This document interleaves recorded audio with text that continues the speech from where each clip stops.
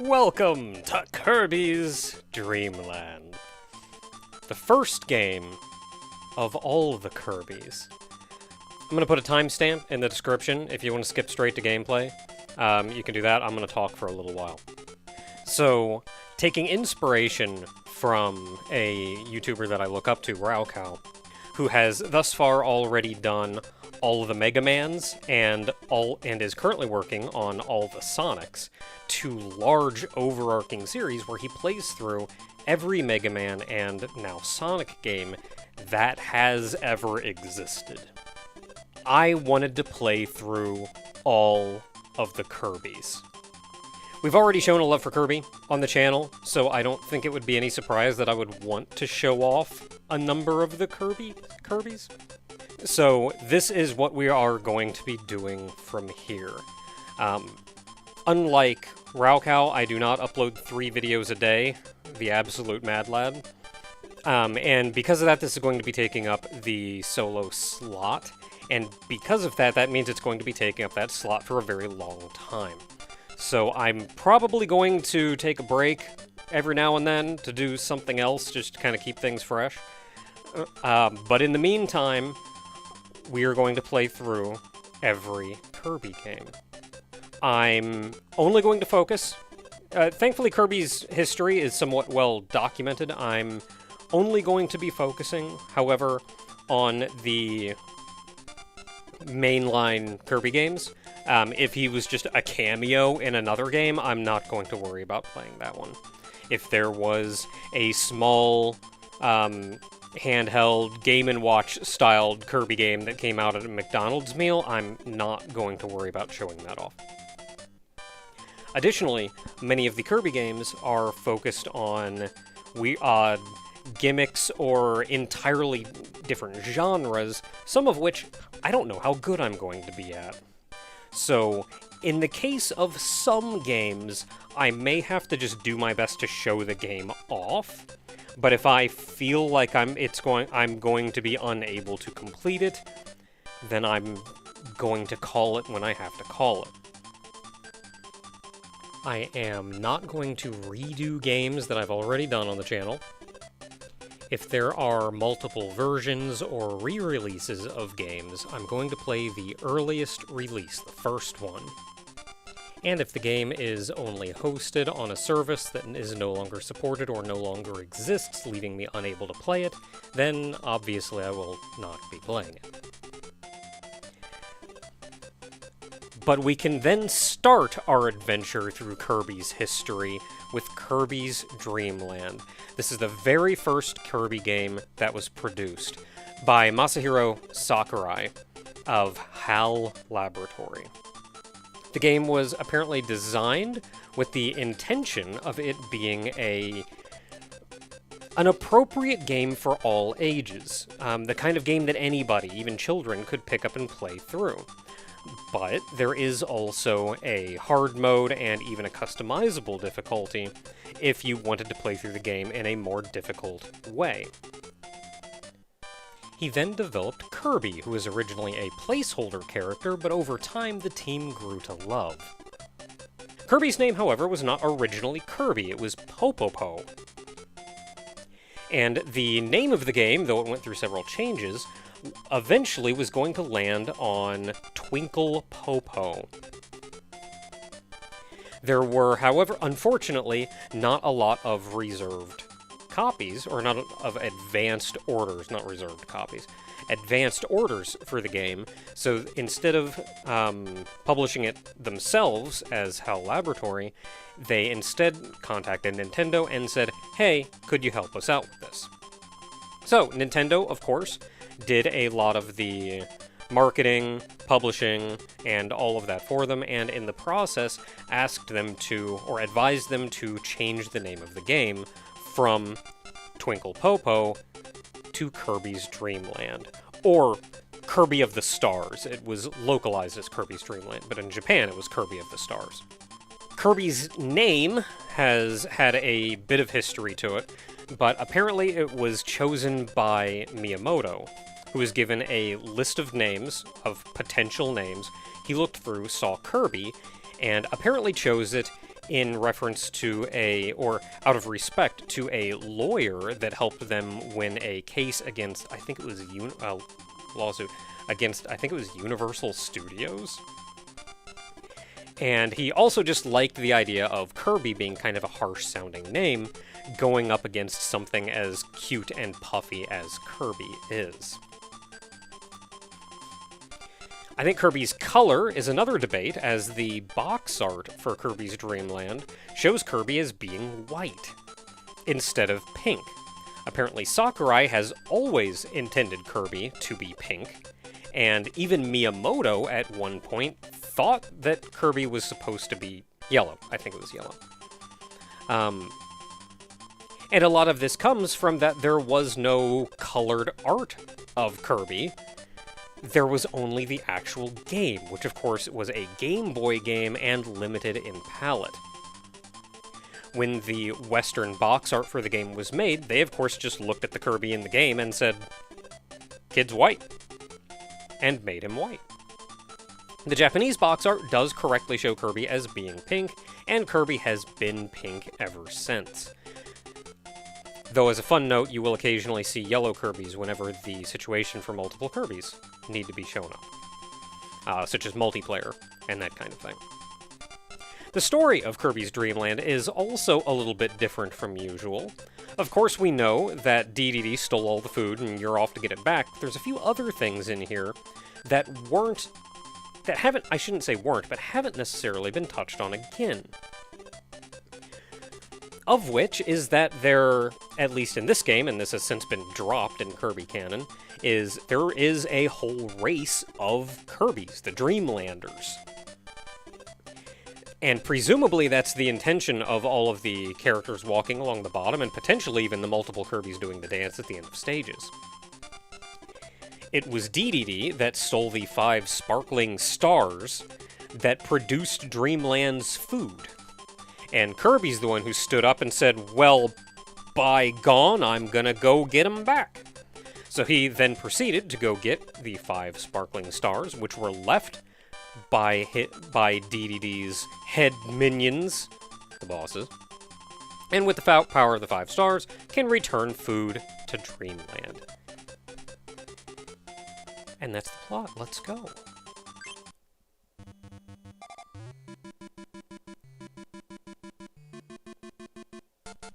That is some nostalgia. I played this game as a child and had such a good time. I can't count the number of times that I played this game. So, of course, we all know Kirby. He can jump, he can inhale.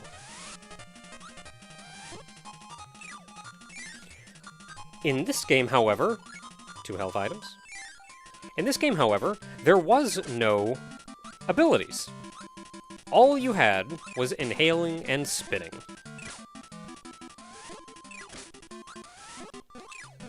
Everyone has to have a humble beginning, I suppose.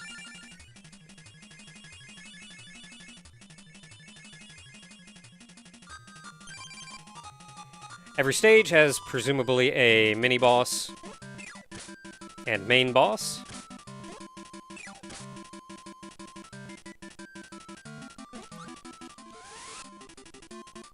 I couldn't remember if he swapped sides or not.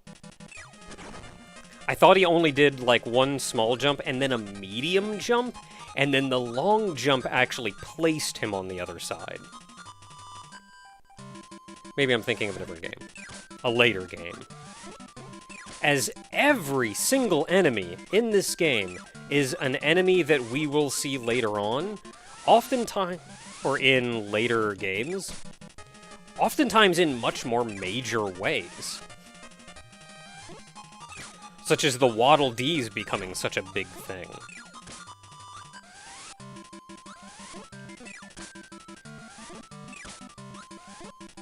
I believe even the large... I'm not sure what these are. Okay, tell me.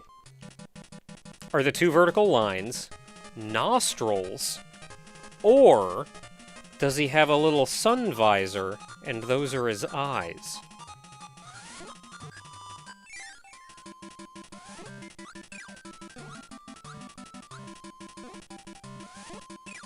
So I'm going to attempt to show off... Oh, jumping repeatedly does not make you puff up and fly in the air. You actually have to press up.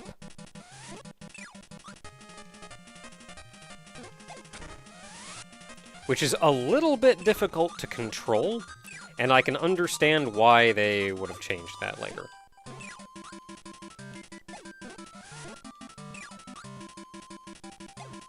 Controls are reasonably responsive, though there does seem to be a brief delay sometimes when you decide to do one thing and it has to make sure to finish its current thing. Like, say you spit something out. Really? Nothing over here? So you spit something out, and then you want to suck in again. You have to wait for that spit out animation to 100% finish before it lets you suck in again.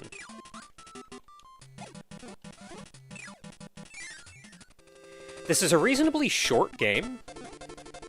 Just 5 stages.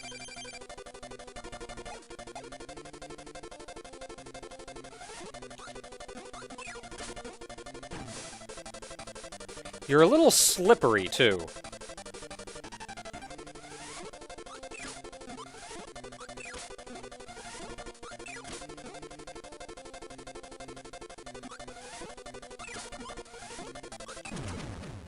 And Wispy Woods goes down, and there's our first sparkling star. I think they're called sparkling stars.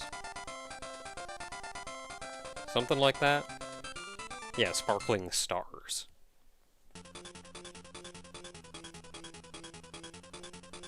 So this game does have a hard mode after you beat the game.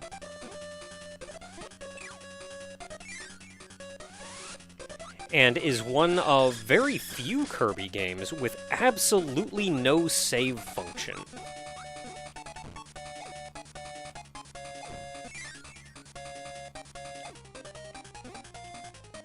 Oh, jeez. I mean, okay. I was gonna go back and try to go up, but...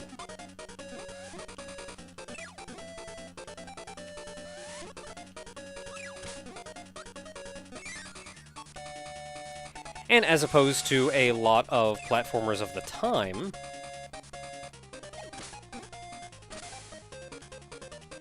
cannot attack underwater. You cannot puff up and do the little air ball, nothing of the sort.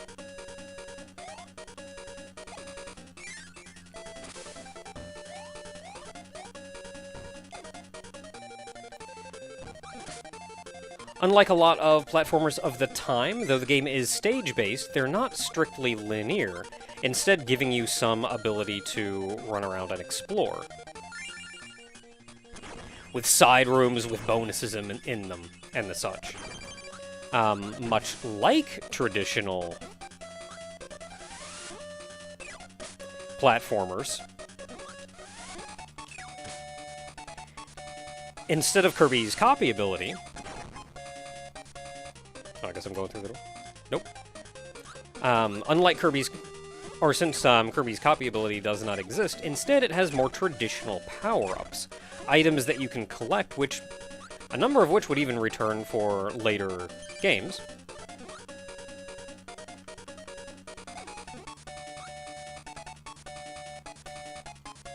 But you have, say, invincibility...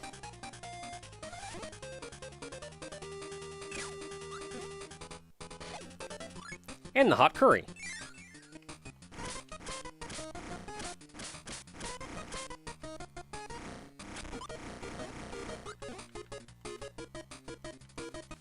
Oh, I thought I saw something up there.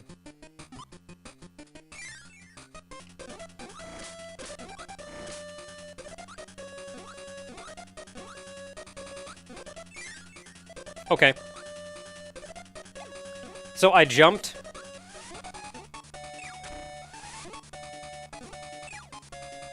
I jumped and then hit jump again to try to dodge by puffing in the air, which of course didn't let me do. Nah, don't like that room.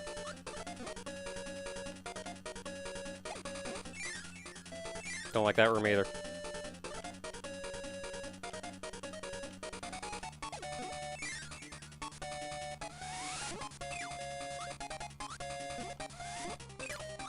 Anyway, so the puff didn't work, so I had to press up very quickly, which did work, but put me in the door instead.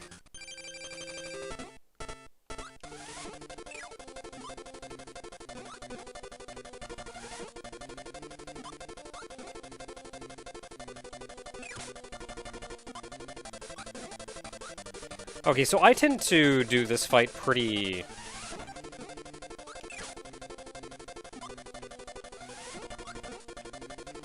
reservedly, defensively. I hang down here. Don't run around. I try not to even go to the side areas, because I feel like that's just likely to get me hit.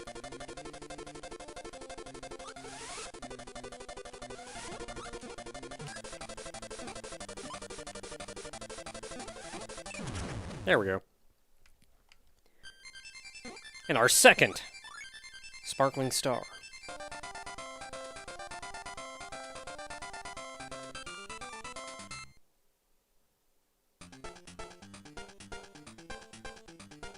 For being the very first Kirby game, the game has so much charm to it. Like, you can see how much love was put into every little bit of it.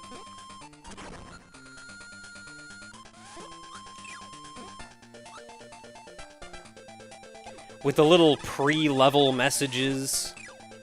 Or not messages, but little animations.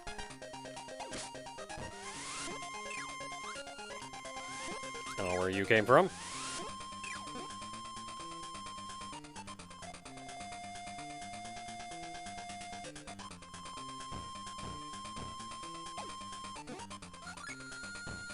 Ah. I wanted to try to save that, then I panicked. And I didn't really know why I was saving it anyway.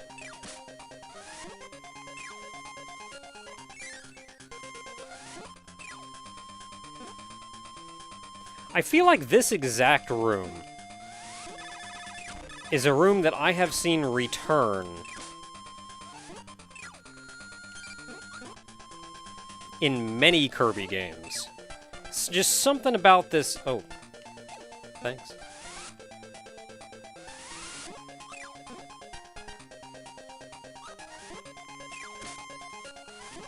Now, I do remember there is a door hidden back here.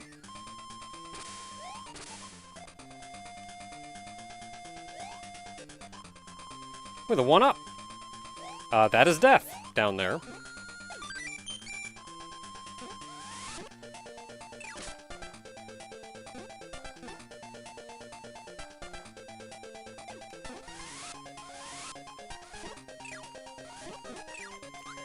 Similarly right there, like I was trying to turn around real quick, but it didn't let me do anything until I finished. Okay, so I have two options here. Maxi Tomato, I don't really need it though.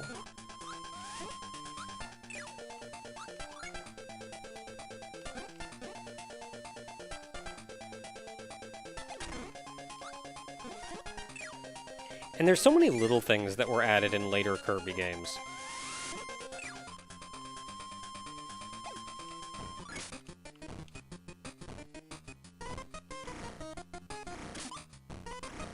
I mean, this is a nice power-up. I don't know what I'm using it on, because the biggest threat here is cannons. Anything back over that way? Oh, I can actually just go get those. I was wondering if this was going to be like a get them before they go off the bottom of the screen thing.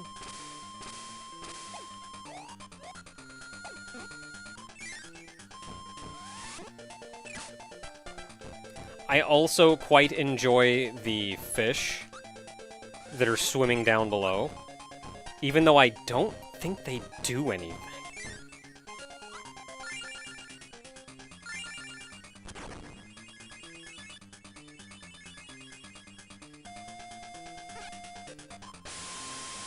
You want to talk about the charm.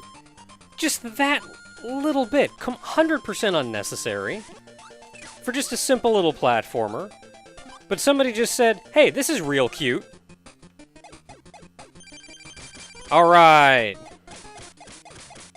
Oh, crap, I can't remember your name. Blasto?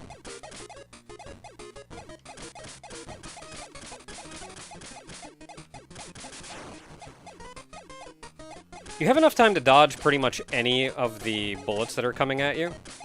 So as long as you're paying attention and not getting hit by them, you're fine.